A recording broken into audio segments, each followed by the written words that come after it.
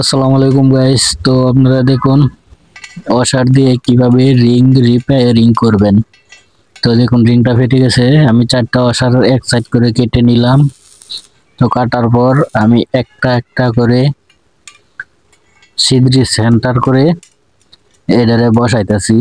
তো কাটা সাইডগুলি ভিতর দিকে দিবেন যাতে ড্যারাম ওয়াশারের সাথে না বাজে, তাই আমি এই সাইডগুলো কেটে দিলাম।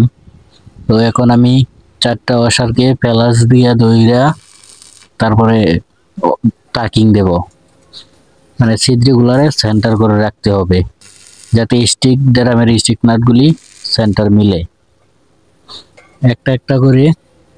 তো আমি চার অর্ডারেই টাকিং দিয়ে নিচ্ছি ছিদ্রগুলো সমান করে।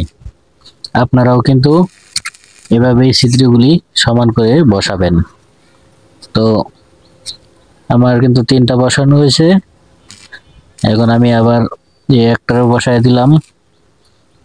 তো এখন ফ্ল্যাশটা রেখে এখন এই যে টানা জ্বালাই দিয়ে দিতেছি,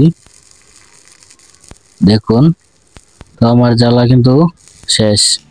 তো এভাবেই আপনারা পুরান রিং রিপেয়ারিং করতে পারবেন। ভিডিওটা ভালো লাগলে আমার চ্যানেলটাকে সাবস্ক্রাইব করুন, আমার পাশে থাকুন।